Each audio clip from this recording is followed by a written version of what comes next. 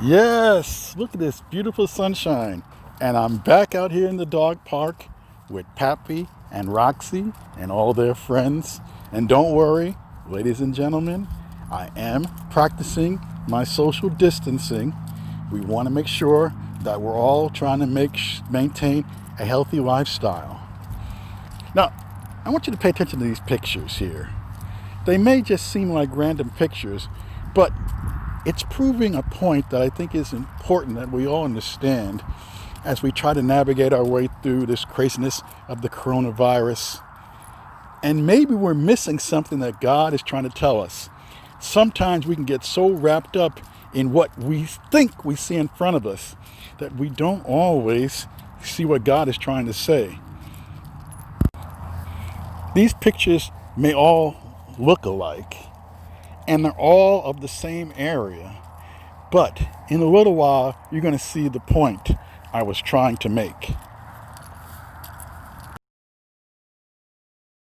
All right, I know that if you're talking to a videographer, I'm probably not doing the best light because I don't have it in the right spots, different shading. I apologize for that. My background was radio, not television, even though I do teach a little bit of it. But you can't help but be excited about being outside in this glorious sunshine, even with all the craziness thanks to COVID-19, the coronavirus. Yes, we are social distancing here, except maybe the dogs. But again, social distancing does not mean social isolation. You know, God didn't make us so that we could just, hide away. We're supposed to be part of His world. And the bottom line is, it's hard to be part if we've decided to isolate ourselves.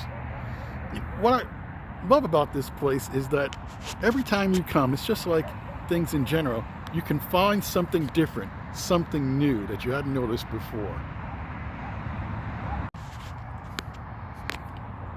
I've come to this park so many different times, and I wrote this on one of my Facebook posts a long while ago.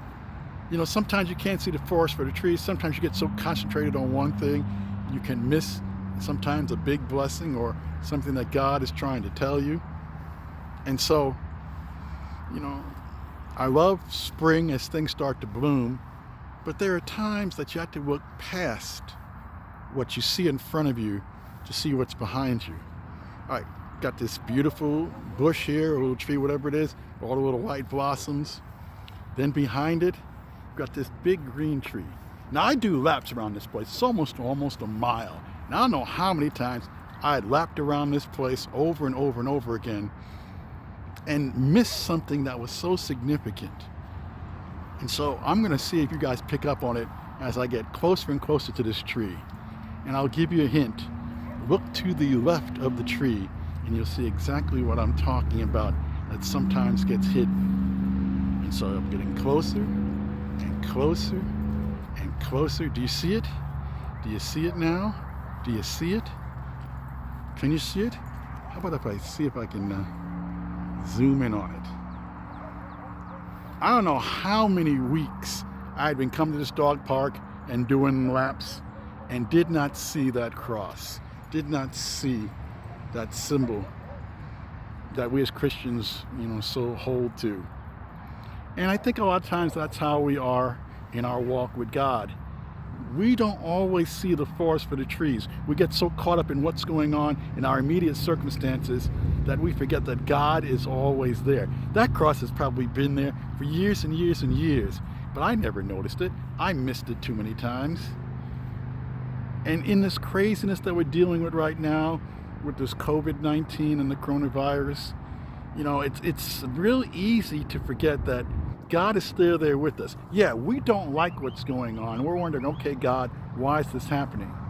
But we can never lose faith in the sense that He promised He will always be there with us. He will never leave us nor forsake us.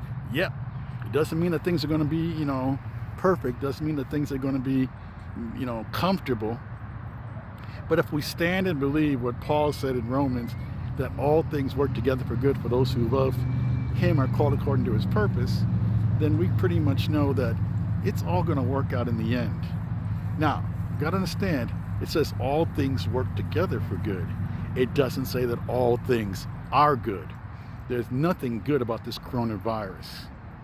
But can we take this terrible situation and turn it around and still give God the praise and the glory, still trust in Him, still have faith that, things are going to work out?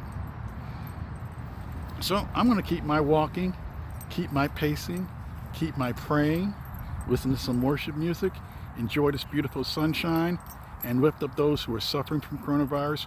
Pray for my friends and family who I don't get a chance to see right now, up close and personal. And pray for our first responders, our doctors, our nurses, everybody who's on the front lines battling corona. And maybe that is what is working out together for good. That we are now, as a nation, and hopefully as believers, starting to focus on what is important in life.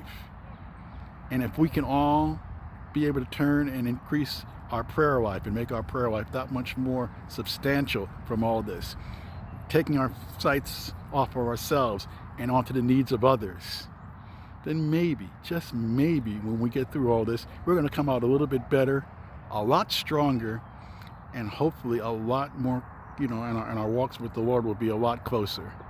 So again, remember, as I've said in the past, social distancing doesn't mean social isolation. Doesn't mean you can't go out and knock on that elderly neighbor's door and make sure that they've got the materials that they need. It doesn't mean you can't go and give blood, as I did last week. It doesn't mean that you can't figure out creative ways to engage with each other. You know what? Why don't you have a party in your driveway? Get a bunch of chairs around, make sure everybody's 6 feet apart, and just have a nice time of social conversation.